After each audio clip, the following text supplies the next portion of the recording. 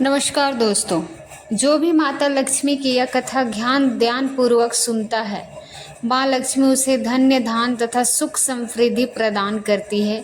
ये कथा वेद व्यास जी ने जन्म जय को सुनाई थी। जो चलिए आपको वह प्राचीन कथा सुनाते हैं। एक समय की बात है, पांडवों के वंशज जन्म जय देव वेद व्यास जी के पास आते हैं और उनसे पूछने लगते हैं, हे करुणा निधान, कृपया मुझे बताइए, माता लक्ष्मी को एक घोड़ी का रूप धारण क्यों करना पड़ा और फिर उन्हें इस रूप से मुक्ति कैसे मिली, तथा ये है क्षत्रिय की उत्पत्ति कैसे हुई तथा किस कारण से उन्हें यह नाम पड़ा। कृपया आप मुझे विस्तार से वह संपूर्ण कथा सुनाइए। तब वेद व्यास जी कहते हैं, हे राजन, आपने उत्तम प्रश्न किया है। आज मैं आपको हे क्षत्रिय की उत्पत्ति से संबंधित अति प्राचीन पुण्य प्रदान करने वाली तथा पापों का नाश करने वाली कथा का विस्तार पूर्वक वर्णन करता हूँ, इसीलिए आप इसे ध्यान से पूरा जरूर सुनिए। इस कथा का श्रवण करने वालों को दरिद्रता का नाश होता है। जन्म जय जी कहते हैं, हे मुनिवर, मैं आपके मुख से इस कथा को सुनने के लिए व्याकुल हुआ जा रहा हूँ। कृपया आप मुझे वह प्राचीन कथा कहिए, मैं आपका आभारी रहूँगा। फिर वेद व्यास जी कहते हैं, हे राजन, पूर्व काल की बात है। एक दिन अत्यंत सुंदर, रूपवान तथा अप्रतिमित तेज वाले सूर्य देव की पुत्र जो रेणुवत नाम से तीनों लोकों में विख्यात है, वो अपने अत्यंत सुंदर उषा श्रीवस्ती है, उच्च श्रीवस्ती, इसीलिए वह घोड़ा माता लक्ष्मी का ही भाई था। जब सूर्य देव के पुत्र रेवंत अपने उच्च श्रीवस्ती अभिलाषा से वैकुंठ लोक में पहुँचे, तब देवी लक्ष्मी की दृष्टि उस घोड़े पर सवार रेवंत पर पड़ी। देवी लक्ष्मी अपने भाई उच्च श्रवा घोड़े को देखकर अत्यंत प्रसन्न हुई और उससे सुंदर रूप को निहारने लगी। सूर्यपुत्र रेवंत को वैकुंठ की ओर आता देखकर भगवान विष्णु ने लक्ष्मी जी से प्रेम पूर्वक पूछा, हे प्रिय, देखो, सूर्य देव के पुत्र रेवंत आपके भाई उच्च श्रीवस्ती किस कारण से वैकुंठ लोक में पधार रहे हैं। किंतु देवी लक्ष्मी ने भगवान विष्णु की बात नहीं सुनी और वो टकाटक उस सारवा घोड़े को ही देखने लगी। भगवान विष्णु ने बार बार पूछने पर भी देवी लक्ष्मी ने कुछ नहीं कहा, वो बस उस घोड़े को ही निहारने लगी। देवी लक्ष्मी के इस प्रकार से अत्यंत मोहित होकर उस घोड़े को निहारते हुए देखकर भगवान विष्णु क्रोधित हो गए और कहने लगे, हे सुलोचना, तुम क्या क्या देख रही हो? इस घोड़े को देखकर तुम इतनी मोहित हो गई हो कि मेरे द्वारा बार बार पूछने पर भी तुम उत्तर नहीं दे रही हो। तुम्हारा चित्त सभी और रमन करता है, इसीलिए हे प्रिय, तुम्हारी चंचलता के कारण तुम चला कहीं जाओगी। जिस प्रकार से सामान्य नारी चंचल होती है, तुम भी कभी स्थिर स्वभाव वाली नहीं रहोगी। तुम कभी अधिक समय के लिए एक स्थान पर नहीं रह सकोगी। मेरे पास रह के भी तुम उस अश्व को देखकर मोहित हो गई हो, इसलिए तुम्हें मृत्यु लोक में घोड़ी के रूप में जन्म ग्रहण करोगी। जब भगवान विष्णु ने इस प्रकार से देवी लक्ष्मी को श्राप दे दिया तो देवी लक्ष्मी अत्यंत भयभीत तथा दुखी होकर रोने लगी और विनय से प्रणाम करते हुए भगवान विष्णु से कहने लगी, हे जगीश्वर, हे करुणा निर्धन, हे केशव, हे गोविंद, हे छोटे से अपराध के लिए आपने मुझे ऐसा भयंकर श्राप क्यों दिया? हे प्रभु, आप तो त्रिगुणता है, आपके अंदर क्रोध का भाव ही नहीं है, फिर आपने क्रोध में आकर मुझे श्राप क्यों दिया? मैं तो आपकी प्रिय हूँ, आपने संदेह ही मुझ पर प्रेम किया है, फिर आज मैं आपके श्राप के योग्य कैसे बन गई हूँ? स्वामी, मैं आपके विग्रह में नहीं रह पाऊंगी। भगवान विष्णु कहने लगे, हे देवी, तुम किसी भी श्राप के योग्य नहीं हो। मैं कभी किसी को श्राप नहीं देता हूँ, किंतु तुम्हें श्राप देने के पीछे संसार का कल्याण छिपा हुआ है, इसीलिए तुम चिंता छोड़कर पृथ्वी लोक पर जाओ, तुम्हें जल्दी ही श्राप से मुक्त हो जाओगी। देवी लक्ष्मी कहने लगी, हे स्वामी, मैं जानती हूँ कि आपके हर एक कार्य के पीछे संसार का कल्याण ही छिपा होता है। मुझे श्राप देने के पीछे भी अवश्य ही कोई महान कार्य होगा, इसीलिए मैं प्रेम से आपके श्राप को ग्रहण करूँगी। किंतु हे प्रभु, मैं आपके विरह में अधिक समय तक नहीं रह पाऊँगी, इसलिए कृपया मुझे बताइए, मुझे इस श्राप से मुक्ति कैसे मिलेगी और कब मैं लौट कर आपके पास आऊँगी। भगवान विष्णु बड़े प्रेम से कहने लगे, हे प्रिय, जब पृथ्वी लोक पर तुम मेरे समान एक पुत्र की प्राप्ति हो जाएगी, तब पुनः तुम मुझे प्राप्त करके वैकुंठ लोक में लौट कर आ जाओगी। फिर जन्म जय व्यास जी कहने लगे, हे मुनिवर, भगवान विष्णु के द्वारा श्राप देने के पश्चात देवी लक्ष्मी ने किस प्रकार से घोड़ी के रूप में जन्म लिया और भगवान विष्णु के वियोग में देवी लक्ष्मी ने घोड़ी का रूप धारण कर से किस देश में समय व्यतीत किया और कितने समय तक वो उन वन में निवास करने लगी। उस वन में रहते हुए देवी लक्ष्मी ने कौन सा व्रत किया तथा भगवान विष्णु से अलग रहते हुए उन्हें पुत्र की प्राप्ति कैसे हुई और फिर कब भगवान विष्णु और देवी लक्ष्मी का मिलन हुआ। हे गुरुवर, कृपया मुझे ये सारा वृत्तांत विस्तार पूर्वक सुनाइए। फिर व्यास जी कहने लगे, हे राजन, अब मैं आपको सुनाता हूँ कि देवी लक्ष्मी ने अश्व का रूप धारण करके क्या किया और किस प्रकार से उन्हें पुत्र की प्राप्ति हुई। कृपया आप इस सुंदर मनोहर वृत्तांत को ध्यान से सुनिए। हे राजन, भगवान विष्णु को देवी लक्ष्मी का श्राप देते हुए देखकर सूर्यपुत्र रेवांत भयभीत होकर उन्हें दूर से ही प्रणाम करके लौट गए और उन्होंने अपने पिता सूर्यदेव को ये सारा वृत्तांत सुना दिया। इधर कमल के समान नेत्रों वाली देवी लक्ष्मी दुखी होकर भगवान विष्णु से आज्ञा लेकर मृत्यु लोक में आ गई। पूर्व काल में सूर्यदेव की पत्नी ने उत्तर दिशा में यमुना और तमसा नदी के संगम पर जो वन स्थित था, उस स्थान पर कठोर तपस्या की थी। देवी लक्ष्मी भी घोड़ी का रूप धारण करके उसी स्थान पर पहुंच गई। उस स्थान पर रहकर देवी लक्ष्मी जी समस्त कामनाओं को पूर्ण करने वाली त्रिशूलधारी कंपूर्ण के समान गौर वाली नीलकंठ से सुशोभित 3 नेत्रों वालों भगवान शिव की एकाग्र चित्र होकर आराधना करने लगी। देवी लक्ष्मी ने अत्यंत सुंदर घोड़ी का रूप धारण किया हुआ था और वो उसी रूप में नदी के तट पर भगवान शिव का ध्यान करने लगी। भगवान शंकर का ध्यान करते करते देवी लक्ष्मी के मन में वैराग्य का प्रादुर्भाव हो गया और इस प्रकार से तपस्या करते हुए उन्हें 1000 दिव्य वर्ष बीत गए। तदनंतर त्रिनेत्रधारी भगवान शंकर ने पार्वती के साथ आकर उन्हें साक्षात दर्शन दिया। भगवान शंकर ने देवी लक्ष्मी जी से कहा, हे कल्याणी, हे जगत जननी, आप इस दुर्गम वन में अश्व का रूप धारण करके तपस्या क्यों कर रही हैं? कृपया मुझे इसका कारण बताइए। आपके पति भगवान विष्णु तो स्वयं पार ब्रह्मा है, वो समस्त मनोरथ को पूर्ण करने वाले हैं और सभी लोगों का उद्धार करने वाले हैं।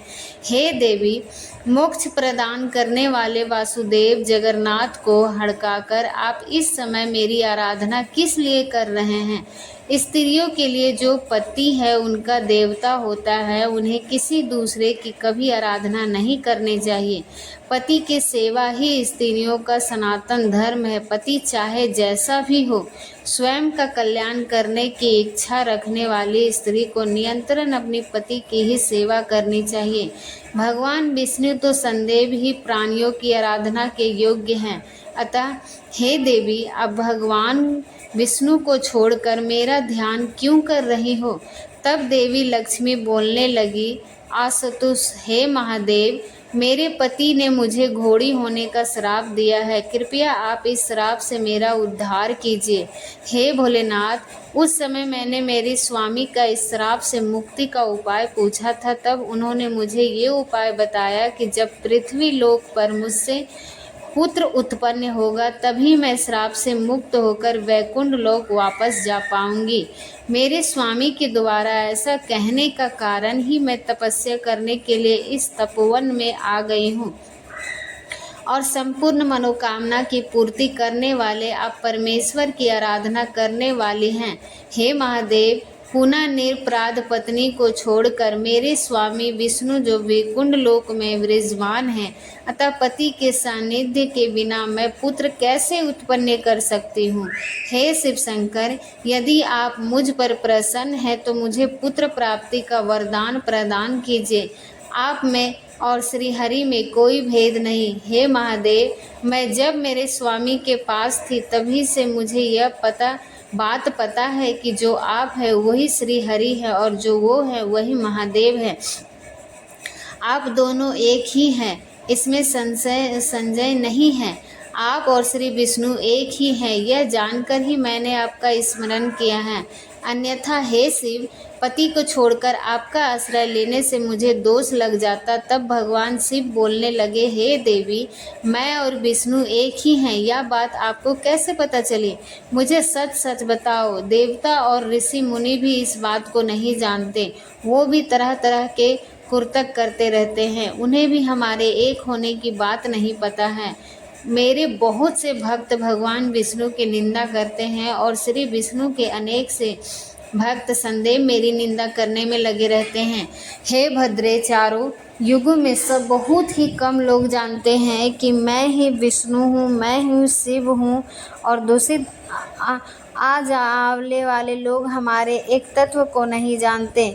मेरे और विष्णु के एक होने की बात को जानना अत्यंत दुर्लभ है, किंतु आपको यह ज्ञान कैसे प्राप्त हुआ?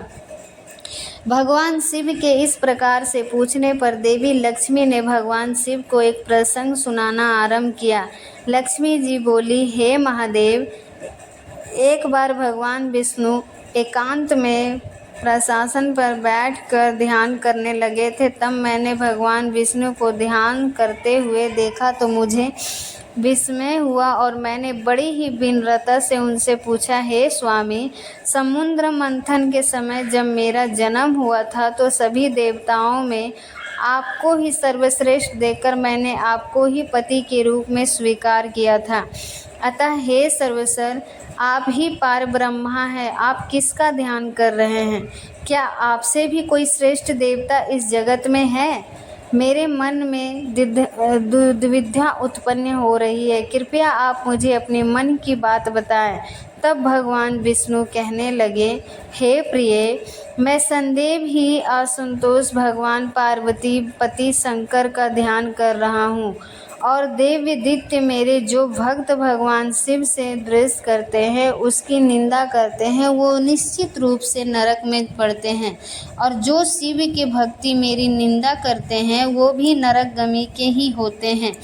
देवी लक्ष्मी भगवान शिव से कहने लगी, हे महादेव, इस प्रकार से मेरे स्वामी ने इस अत्यंत गोपनीय रहस्य को मुझे बताया, इसीलिए आपको भगवान विष्णु का परम प्रिय जानकर ही मैंने आपका ध्यान किया है। अतः हे महादेव, कृपया आप मुझे मेरे पति का सानिध्य प्राप्त हो ऐसा उपाय कीजिए। देवी लक्ष्मी के ऐसे वचन सुनकर भगवान शिव अत्यंत प्रसन्न हुए और मुस्कुराते हुए कहने लगे, हे देवी, धैर्य रखो, मैं तुम्हारी तपस्या से प्रसन्न हूँ। तुम्हारे पति से मिलन अवश्य होगा, इसमें संदेह नहीं है। मेरी ही प्रेरणा से भगवान विष्णु अश्व का रूप धारण कर तुम्हें मिलने के लिए तुम्हारे पास आएंगे और उन्हें नारायण के मिलन से ही तुम्हें उन्हीं के समान पुत्र प्राप्त होगा। वह पृथ्वी लोक पर राज्य करेगा और कीर्ति प्राप्त करेगा। इस प्रकार से पुत्र को प्राप्त करके तुम भगवान विष्णु के साथ वैकुंठ लोक चली जाओगी और उनकी प्रिय हो जाएगी। आप दोनों, वह पुत्र एक वीर नाम से तीनों लोक में ख्याति प्राप्त होगा। उसी पुत्र से पृथ्वी पर वंश का निर्माण होगा। हे देवी, तुम संदेव ही अपना मन भगवान विष्णु में लगाओ, उन्हीं का चिंतन करो। यदि तुम्हारा चित्त अपने स्वामी में लगा होगा तो तुम्हारा ध्यान उस घोड़े पर नहीं जाता। इसी कारण से ही तुम्हें यह श्राप लगा है। एक स्त्री का मन संदेह भी उसके पति में ही लगा रहना चाहिए। अब तुम इसी स्थान पर बैठकर अपने पति भगवान विष्णु की आराधना करो, उन्हीं का ध्यान रखो, तुम्हें इस श्राप से शीघ्र मुक्ति मिल जाएगी। इस प्रकार से भगवान शिव देवी लक्ष्मी को वरदान देकर पार्वती सहित उस स्थान से अंतर्ध्यान हो गए। फिर देवी लक्ष्मी उसी वन में बैठकर भगवान विष्णु का ध्यान करने लगी। एक घोड़ी के रूप में वो संदेह भी अपने पति को स्मरण करने लगी और अपने पति के अश्वर रूप में आने की प्रतीक्षा करते हुए बार बार उनकी स्मृति करने लगी। इधर देवी लक्ष्मी को वरदान देकर भगवान शिव माता पार्वती को लेकर कैलाश पर्वत पर चले गए। वहां पहुंचकर उन्होंने देवी लक्ष्मी का कार्य सिद्ध करने के उद्देश्य से अपने कार्य कुशलगण चित्ररूप को बुलाया और कहने लगे, हे चित्ररूप, तुम अभी इसी क्षण वैकुंठ लोक जाओ और मेरे शब्दों में यह भगवान विष्णु से कहकर उनसे प्रार्थना करो जिनसे वो अपनी दुखी पत्नी का शोक मुक्त कर दें। भगवान शंकर के ऐसा कहने पर वह चित्रगुप्त शीघ्रता से भगवान शिव का संदेश लेकर वैकुंठ लोक की ओर चल पड़ा। जब वह चित्ररूप वैकुंठ लोक पहुंचा तब उसने देखा कि वैकुंठ लोक के द्वार पर 4 भुजाएं वाले साक्षात भगवान विष्णु के समान रूप वाले जय विजय नाम के 2 द्वारपाल खड़े हैं। उन्हें देखकर चित्रगुप्त ने उन्हें प्रणाम किया और उनसे कहने लगे, हे द्वारपालों, तुम लोग शीघ्र ही भगवान विष्णु के पास जाओ और उनसे कहो कि भगवान शिव द्वारा भेजा हुआ दूत उनके दर्शन के लिए उनके द्वार पर आए हैं। फिर भगवान विष्णु के पार्षद जय विजय शीघ्रता से भगवान विष्णु के पास जाकर उन्हें प्रणाम करके कहने लगे, हे प्रभु, भगवान शंकर का एक दूत आपके दर्शन के लिए आया है। वह द्वार पे खड़ा है। आप आदेश दीजिए कि उसे वैकुंठ लोक में प्रवेश दिया जाए अथवा नहीं। उस दूत का नाम चित्ररूप है। आप उसके आने का प्रयोजन नहीं जानते। भगवान विष्णु महादेव के दूत चित्रगुप्त के आने का कारण पहले से ही जानते थे, इसीलिए उन्होंने अपने पार्षदों से कहा, हे पार्षद, द्वार पर खड़े हुए भगवान शंकर के उस दूत को बड़े आदर के साथ यहाँ पर लेकर आओ। फिर से वो पार्षद जय विजय द्वार पर खड़े भगवान शंकर के दूत के पास जाते हैं और उन्हें बड़े आदर के साथ वैकुंठ लोक में आने के लिए कहते हैं। तब वह चित्ररूप प्रसन्नता से वैकुंठ लोक में प्रवेश करते हैं और हाथ जोड़कर भगवान विष्णु के सामने खड़े हो जाते हैं। अपने सामने हाथ जोड़कर खड़े उस चित्रगुप्त को देखकर भगवान विष्णु प्रसन्नता के साथ कहते हैं, हे चित्रगुप्त, वैकुंठ लोक में तुम्हारा स्वागत है। कैलाश में सब कुशल मंगल तो है ना? कहो तुम भगवान शिव की ओर से क्या समाचार लेकर आए हो? तुम शिव जी ने आज वैकुंठ में किस प्रयोजन से भेजा है? शिव जी का कोई काम तो नहीं आ पड़ा? तुम मुझे बताओ। वह चित्ररूप विनम्रता के साथ बोलने लगता, हे गरुड़ ध्वज, हे जनार्दन, आपको मेरा प्रणाम। आप जो सर्वज्ञ हैं, सब कुछ जानते हैं। आप यह भी अवश्य जानते होंगे कि मैं आज आपके पास किस प्रयोजन से आया हूँ। तथापि भगवान शंकर ने मुझे आपके पास किस कारण से भेजा है वो मैं आपसे कह रहा हूँ। हे प्रभु, भगवान शिव ने जिन शब्दों में कहा है मैं उन्हीं शब्दों में आपसे कह रहा हूँ। हे देववंश, उन्होंने कहा, हे विगो, आपकी भार्य लक्ष्मी जी यमुना और तमसा नदी के संगम में दुर्गम वन में तपस्या कर रही है। समस्त संसार के आराधना के योग्य अपने समस्त मनोरथ को पूर्ण करने वाली देवी लक्ष्मी घोड़ी का रूप धारण किए हुए हैं। देवी लक्ष्मी के बिना संसार का कोई भी प्राणी सुखी नहीं रह सकता। हे जनार्दन, उनका परित्याग करने के पीछे क्या कारण है? हे हरि, दुर्बल तथा निर्धन व्यक्ति भी अपनी पत्नी की रक्षा करता है। हे प्रभु, आपने बिना अपराध के देवी लक्ष्मी का त्याग क्यों कर दिया? जिसकी भरियाँ संसार में दुख प्राप्ति करती है उसके जीवन को धिक्कार है। ऐसी व्यक्ति का जो शत्रु भी निंदा करते हैं। आपके सभी शत्रु इस समय लक्ष्मी जी को आपसे अलग होकर दुखी देखकर परेशान हो रहे हैं। इसीलिए हे जगवते पिते, आप देवी लक्ष्मी जी को श्राप से मुक्त करके फिर से वैकुंठ लेकर आइए, अन्यथा अनर्थ हो जाएगा। सारा जगत देवी लक्ष्मी के बिना शोक और दुख से ग्रस्त है, पत्नी वियोग में है, आप भी दुखी हैं। और मैं ये समझ सकता हूँ कि हे कमल नयन, जब मेरी पत्नी सती दक्ष के यज्ञ में जलकर भस्म हो गई थी, तब मुझे भी असहनीय दुख भोगना पड़ा था। जो सती दक्ष के यज्ञ में जलकर भस्म हो गई थी, उसे मैंने बहुत समय तक आपकी ही तपस्या करके पार्वती के रूप में पुनः प्राप्त किया है। हे प्रभु, आपने अपने भैया को अकेले छोड़कर 1000 वर्ष के समय तक अकेले रहते हुए कौन सा सुख प्राप्त कर लिया। इसीलिए हे जगन्नाथ, आप देवी लक्ष्मी जी के पास जाएं और उन्हें श्राप मुक्त करके वैकुंठ लोक वापस लेकर आइए। ये आयुष्मान आप भी अश्व का रूप धारण करके पतिव्रत धर्म का पालन करने वाले देवी लक्ष्मी के पास जाइए, उनसे पुत्र उत्पन्न करके वैकुंठ लेकर आइए। इस प्रकार से चित्रगुप्त ने भगवान शिव का वो संदेश भगवान विष्णु को सुना दिया। चित्रगुप्त के मुख से भगवान शिव का संदेश सुनकर भगवान विष्णु ने कहा, ठीक है, महादेव का कथन सत्य है, मैं अवश्य ही अश्व का रूप धारण करके देवी लक्ष्मी के पास जानता हूँ। किंतु भगवान शिव का वह दूत चित्रगुप्त कैलाश की ओर लौट जाता है। चित्रगुप्त के जाने के बाद भगवान विष्णु मनोहर अश्व का रूप धारण करके शीघ्रता से उस स्थान पे जाते हैं जहाँ पर देवी लक्ष्मी घोड़ी का रूप धारण करके तपस्या कर रही थी। उस स्थान पर भगवान विष्णु ने देखा कि देवी लक्ष्मी का घोड़ी का रूप धारण करके तपस्या कर रही है। तब देवी लक्ष्मी ने घोड़े का रूप धारण किए हुए भगवान विष्णु को देखा तो उन्होंने उन्हें पहचान लिया और उन्हें देखकर देवी लक्ष्मी उन्हें बारंबार प्रणाम करने लगी और उन्हें नेत्रों से आंसू बह रहे थे। फिर भगवान विष्णु ने देवी लक्ष्मी से कहा, हे प्रिय, आज तुम्हारी तपस्या सफल रही, मैं स्वयं तुम्हें इसी श्राप से मुक्त करने के लिए आया हूँ। फिर भगवान विष्णु और देवी लक्ष्मी के मिलन से उन्हें पवित्र स्थान पे एक सुंदर पुत्र का जन्म हुआ। फिर भगवान विष्णु ने मुस्कुराते हुए देवी लक्ष्मी से कहा, हे प्रिय, अब तुम इस का त्याग करो और पहले से तुम्हारा मनमोहक शरीर धारण करो। सुलोचना, हम दोनों ही देव्य देह धारण करके अपने वैकुंठ लोक में जाएंगे और हमारा एक पुत्र यहीं पर रहेगा। देवी लक्ष्मी बोली, हे स्वामी, आपने शरीर से उत्पन्न इस पुत्र को मैं इस दुर्गम वन में छोड़कर कैसे चली जाऊं? अपने पुत्र के प्रति स्नेह का त्याग करना अत्यंत कठिन है। हे प्रभु, इस अत्यंत दुर्गम वन में इस छोटे से बालक की क्या गति होगी, इसकी रक्षा कौन करेगा? तत्पार देवी लक्ष्मी और विष्णु दोनों ही उत्तम विमान पर विराजमान हुए। तब फिर से देवी लक्ष्मी ने कहा, हे नाथ, मैं हमारे इस पुत्र का त्याग नहीं कर सकती, इसीलिए आप इसे भी हमें अपने साथ ले चलिए। तब भगवान विष्णु बोले, हे प्रिय, इस पुत्र के विषय में शोक करना तुम्हारे लिए उचित नहीं है। ये सुखपूर्वक यहीं पर रहेगा, इसकी रक्षा का प्रबंध मैंने पहले से ही कर दिया है।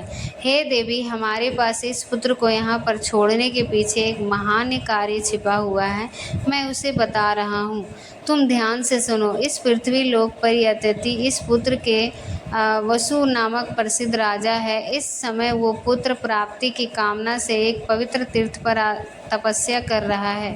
उन्हें तप करते हुए 100 वर्ष हो चुके हैं। उन्हीं के लिए मैंने यह पुत्र उत्पन्न किया है। अब इस पुत्र को इसी का नाम उसी राजा के पास भेज दूंगा। हे प्रिय, हमारा यह पुत्र राजा के यहाँ रहकर तीनों लोकों में कृति प्राप्त करेगा। इसके द्वारा संसार के कल्याण के बड़े बड़े कार्य सिद्ध होने वाले हैं।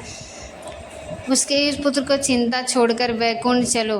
तुम्हें श्राप देने के पीछे मेरी यही लीला थी। भगवान विष्णु की यह बात सुनकर देवी लक्ष्मी बड़ी प्रसन्न हुई और फिर दोनों दिव्य विमान पर बैठकर वैकुंठ लोक चले गए। व्यास मुनि कहते हैं, हे राजन, इस प्रकार से भगवान विष्णु ने अपनी लीला रचकर एक पुत्र को जन्म दिया। उसी से हेयार वंश का विस्तार हुआ।